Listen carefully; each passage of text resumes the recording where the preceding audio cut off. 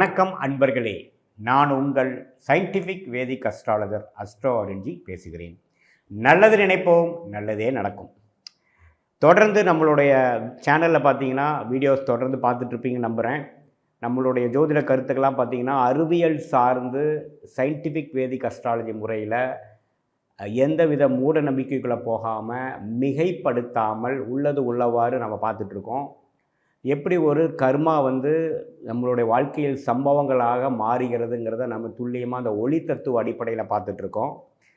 அந்த வகையில் பார்த்திங்கன்னா நம்மளுடைய எல்லா ஜோதிட பதிவுகளும் அந்தந்த ராசி அந்தந்த லக்னக்காரர்களுக்கு அந்தந்த நேரத்தில் எந்த மாதிரி ஒரு விஷயங்கள் வாழ்க்கையை நமக்கு கொடுக்க காத்திருக்கிறது, எது மாதிரி முடிவுகள் எடுத்தால் பெட்டராக இருக்குங்கிற விஷயத்தை சொல்லி உத்வேகப்படுத்தி மனசை ஊக்கப்படுத்தி நல்லா ஒரு மோட்டிவேஷ்னல் வீடியோஸாக நம்மளுடைய வீடியோஸ்லாம் வந்துட்டுருக்கு. தொடர்ந்து நம்மளுடைய வீடியோஸ் பாருங்கள். புதுசாக நம்மளுடைய சேனலுக்கு ஃபஸ்ட் டைம் வரவங்க சப்ஸ்கிரைப் பண்ணுங்கள். ஸோ தட் தொடர்ந்து எங்களோட வீடியோஸ் உங்களுக்கு சேரும். அதே மாதிரி உங்கள் ஃப்ரெண்ட்ஸ் அண்ட் ரிலேட்டிவ்ஸ்க்கு ஷேர் பண்ணுங்கள், லைக் கொடுங்க. இந்த ஜோதிட வீடியோஸை பார்த்து உங்களுடைய வாழ்க்கையின் முடிவுகளை தக்கவாறு எடுத்து பலன் பெற வேண்டும் என்பது தான் என்னுடைய வேண்டுகோள்.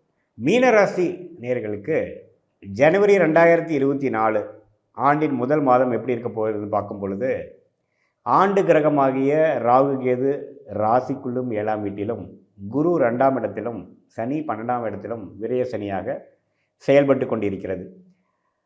மாத கிரகமாகிய செவ்வாய், சூரியன், புதன், சுக்கிரன் எப்படி இருக்குன்னு பார்க்கும் பொழுது, சூரியனும் செவ்வாயும் 10ஆம் இடத்திலிருந்து மீனராசிக்காரர்களுக்கு தொழில் முயற்சி, தொழிலில் ஒரு மேன்மை, தொழில் அதிக ஃபோக்கஸ், முன்னேற்றத்தை கொடுக்கக்கூடிய ஒரு மாதமாக ஜனவரி மாதம் கண்டிப்பாக உண்டு.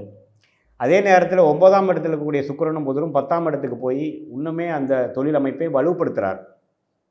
ஸோ 2024 ஜனவரி மாதம் முதல் மாதமாகிய 2024 ஒரு நல்ல ஒரு உத்வேகத்தையும் ஒரு good start for the year கொடுக்கக்கூடிய ஒரு ஆண்டாக மீனராசிக்காரர்களுக்கு உண்டு. விரயசனி நடந்துகிட்ருக்கு. 7 நாட் சனி ஸ்டார்ட் ஆகி ஒரு வருஷம் ஆயிடுச்சு. மீனராசிக்காரர்களுக்கு எல்லாத்துக்கும் தெரியும். பட் ஜனவரி மாதம் பார்த்திங்கன்னா என்ன தான் விரயங்கள் ஆனாலும் இன்வெஸ்ட்மெண்ட் பண்ணாலும் தொழிலும் அந்தளவுக்கு டெவலப் ஆகுது.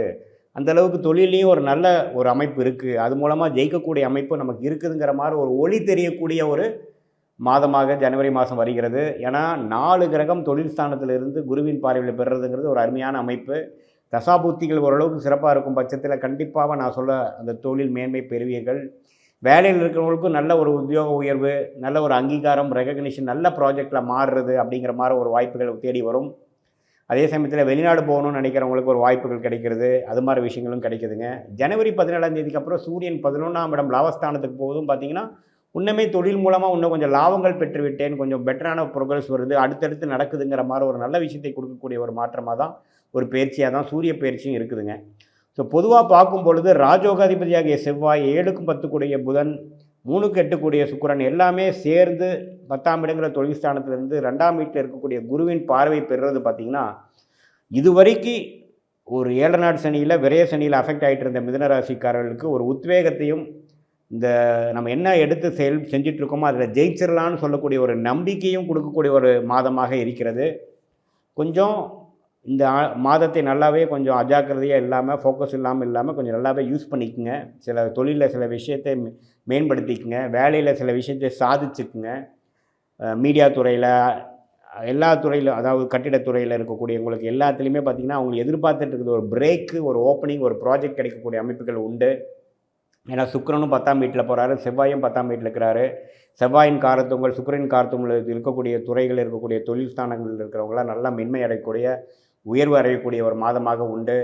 மாணவர்களும் பார்த்திங்கன்னா புதன் 10ஆம் வீட்டுக்கு 4ஆம் இடம் என்று சொல்லப்படுகிற படிப்பு பாவமாகிய மிதுனத்துக்கு கனெக்ட் ஆகிறது பார்த்திங்கன்னா நல்ல ஒரு மெமரி பவரும், கான்சன்ட்ரேஷனும், எக்ஸாம்ஸ் ஒரு ஏப்ரல், மே, மார்ச்சுக்கு எதிர்பார்த்துட்டு இருக்கிறவங்களுக்கு நல்ல ஒரு கான்ஃபிடென்ட்டும், கிளாரிட்டியும், விஷனும், காம்படிட்டிவ் எக்ஸாம்ஸ் ட்ரை பண்ணுறவங்களுக்கும், ஹையர் ஸ்டடீஸ் சூஸ் பண்ணுறவங்களுக்கும் என்ன படிக்கலாங்கிற ஒரு விஷயத்தில் ஒரு தெளிவும் பெறக்கூடிய ஒரு மாதமாக ஜனவரி 2024 மீனராசிக்காரர்களுக்கு கண்டிப்பாக உண்டு. அடுத்து வரக்கூடிய ஜென்மசனி, அடுத்து வரக்கூடிய விரயசனியில் இருக்கக்கூடிய சேலஞ்சஸை ஃபேஸ் பண்ணக்கூடிய அளவுக்கு ஒரு உத்வேகத்தையும் தைரியத்தையும் கொடுக்கக்கூடிய மாதமாக ஜனவரி 2024 உண்டு. சந்திராஷ்டம் நாட்களாக வந்து ஜனவரி 5, 6, 7 வருதுங்க. ஜனவரி 5, 6, 7 வந்து மீனராசிக்காரர்களுக்கு சந்திராஷ்டமம் வரனால அந்த நாட்களில் முக்கிய முடிவுகள் எடுக்காமல், தூர பிரயாணங்கள் போகாமல், புதிய தொடர்புகளையோ, புதிய தொடர்ச்சிகளையோ புது தொடக்கம் பண்ணாமல், நிதானமாகவும் பொறுமையாகவும் இருப்பது சிறப்பு. இதுவரை இந்த ராசிக்காரர்களுக்கு கோச்சார முறையில் எப்படி வந்து கிரகங்கள் இருக்கிறது, அதனால் எப்படி இந்த வருங்கூடிய காலம் எப்படி இருக்க போகுதுங்கிறத நம்ம பார்த்தோம். நீங்கள் என்ன நேயர்கள் புரிஞ்சுக்கணும்னு பார்த்தீங்கன்னா, இது கோச்சார பலன்களே தவிர, இது வந்து உங்களுடைய ஜென்ம ஜாதகத்தில் எந்த நட்சத்திரத்தில் பிறந்தீங்க, என்ன நேரத்தில் பிறந்தீங்க, என்னென்ன தசாபுக்திகள் நடந்துகிட்ருக்குது அப்படிங்கிற பொறுத்து தான் துல்லியமான பலன்கள் எடுக்க முடியும். இது பொதுவான பலன்களே தான். இப்போ நான் சொன்னதில் பார்த்தீங்கன்னா, இந்த ராசிக்கு நான் சொன்ன நல்ல பலன்கள்லாம் ஓரளவுக்கு அதிகமாக நடக்கணும் அப்படின்னா, உங்களுக்கு நல்ல தசாபுக்திகள் நடக்கணும். அதே சமயத்தில் நான் சொன்ன சாதகமற்ற பலன்கள் இருக்குது அப்படின்னு நான் சொன்னது வந்து கொஞ்சம் தூக்கலாக நடக்குது அப்படின்னா, உங்களுடைய சாதகம் இல்லாத சில தசாபுக்திகள் நடக்குதுன்னு அர்த்தம். ஸோ மெயினாக நம்மளோட தசாபுக்திகள் எப்படி இருக்குதுன்னு பொறுத்து தான் இதோட நல்ல பலன்களும் சாதகம் இல்லாத பலன்களும் மேலேயும் கீழேயும் போகக்கூடிய, அதாவது அதிகமாக நல்ல பலன்களா, அதிகமாக கெட்ட பலன்களாங்கிற ஒரு விஷயங்கள் மாறக்கூடிய தருணம் வந்து உங்களுடைய தசாபுக்திகள் உங்கள் ஜென்ம ஜாதகத்தில் தான் இருக்குதுன்னு தெரிஞ்சுக்கணும். அதனால் ஒரு முக்கியமான முடிவு எடுக்கிறீங்க, வாழ்க்கையில் முக்கியமான முடிவு எடுக்கிறீங்கன்னா, கண்டிப்பாக உங்களோட ஜென்ம ஜாதகத்தை ஒரு ஜோதிடர்கிட்ட பார்த்து தான் முடிவு பண்ணணும். இது வந்து ஒரு 50% ஒரு ட்ரெண்டாக உங்களுடைய ஒரு ஜென்ரல் அமைப்பு எப்படி இருக்குது இந்த ராசிக்குங்கிறத நம்ம இந்த வீடியோவில் பார்க்குறோம்.